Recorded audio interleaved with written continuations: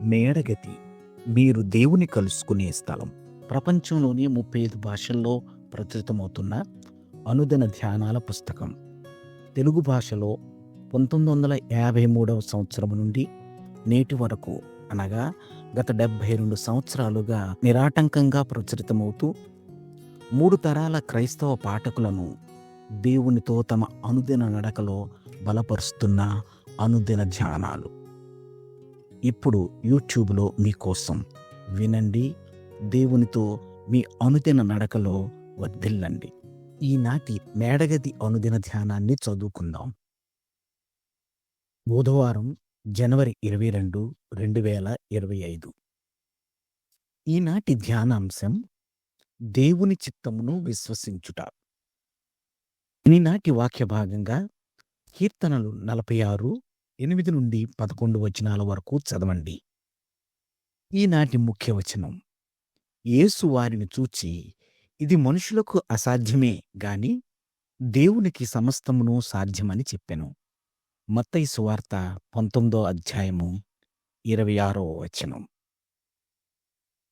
2022 July నెలలో వర్షం కురుస్తున్న ఒక ఉదయం, నేను నా 9 ఏళ్ల కుమారుడు ఒక ముఖ్యమైన వీసా అపాయింట్మెంట్ కోసం సిద్ధపడుతున్నాం. గత సంవత్సర కాలంగా నా భార్య ఉంటున్న దేశానికి మేము కూడా వెళ్ళాలని మా ప్రయత్నం. మేమున్న హోటల్ నుండి ఎంబసీ కార్యాలయానికి వెళుతుండగా, మాకు వీసా లభిస్తుందా లేదా, ఒకవేళ దొరకకపోతే ఏం చేయాలి అనే ఆలోచనలు నా మనస్సులో పరుగులు పెడుతున్నాయి. అదే సమయంలో నేను దేవుని చిత్తాన్ని అంగీకరించడానికి నా మనస్సును సిద్ధపరచుకున్నాను.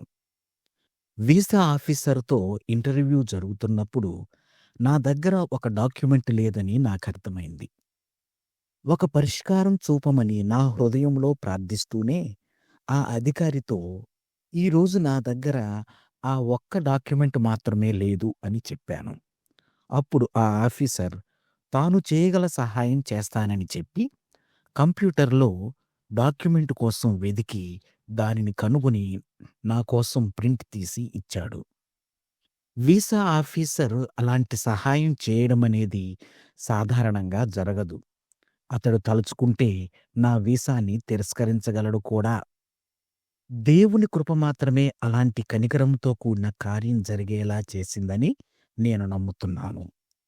కొందరికి నా విశ్వాసం మూఢనమ్మకంగా అనిపించవచ్చు, కానీ మనం సంపూర్ణంగా దేవుని చిత్తానికి అప్పగించుకున్నప్పుడు దేవుడు చేసే అద్భుత కార్యాన్ని అనుభవించడానికి మనల్ని మనం సిద్ధపరుచుకుంటున్నామన్నమాట.